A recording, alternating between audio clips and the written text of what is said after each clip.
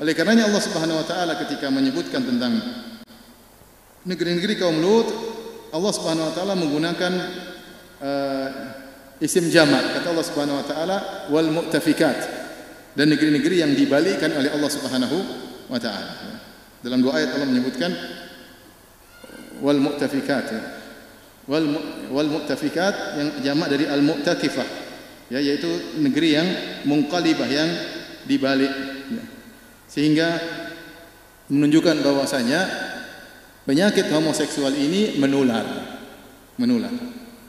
dari dua orang, kemudian berlanjut satu kota, kemudian menular menjadi 2 kota, 3 kota, 4 kota, sampai 7 kota. Maka kita tidak sedang berbicara tentang penyakit yang seorang mengalami sendiri, tidak. Tapi kita sedang berbicara penyakit yang menular, yang bisa menular kepada anak-anak kita, menular kepada kakak-kakak kita, ya. Kerabat-kerabat lelaki kita bisa tertular penyakit ini. Bayangkan dari 2 orang kemudian tertular menjadi 1 kota sampai 7 kota. Maka Nabi Lut alaihissalam diutus kepada mereka. Dan yang jadi masalah, orang sudah terkena penyakit ini, mereka ingin melampiaskan syahwatnya karena bersyahwat.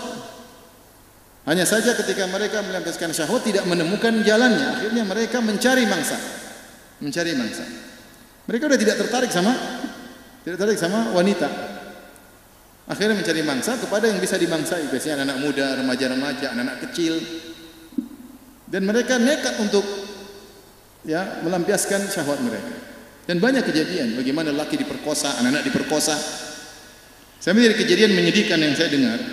Ada kawan, saya kenal kawan tersebut. Anaknya diantar, saya dengar ceritanya, anaknya diantar oleh ibunya ke masjid sholat subuh. Kemudian ibunya mungkin meninggalkan, anaknya masih remaja. Ketika anaknya pulang, diculik anak ini.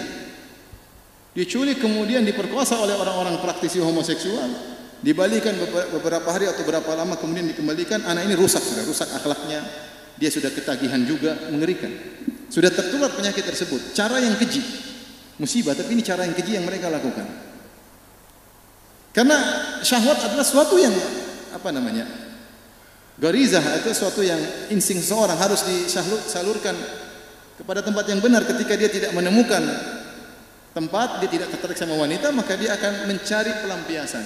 Jadilah dia predator, cari mangsa. Sehingga tersebar dengan cara-cara yang mereka lakukan. Makanya kalau zaman dahulu kita khawatir anak perempuan kita keluar, nanti khawatir gini, khawatir gitu. Sekarang anak laki-laki keluar sendiri pun kita takut.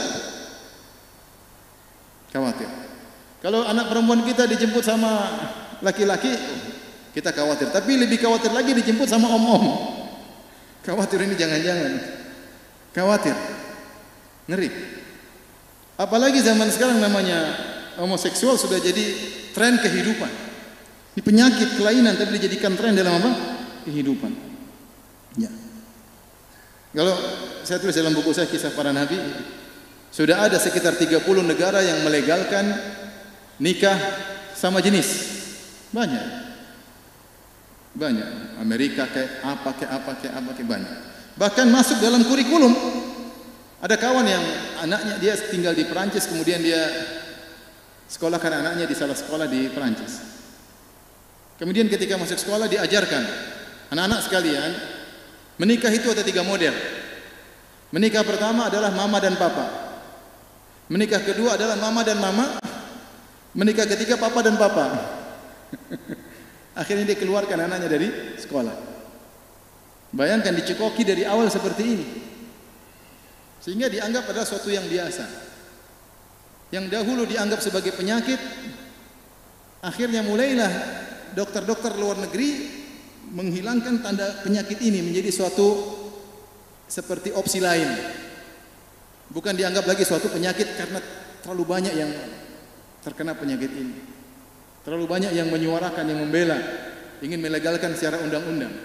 Sehingga untuk menyatakan ini kelainan tidak berani. Yang dikatakan ini opsi. Opsi dalam melampiaskan syahwat. Padahal kelainan. Padahal termaktub dalam Al-Quran, padahal termaktub dalam perjanjian lama. Dalam Bible mereka ada bahwasanya adalah kaum yang pernah diadab oleh Allah Subhanahu wa taala.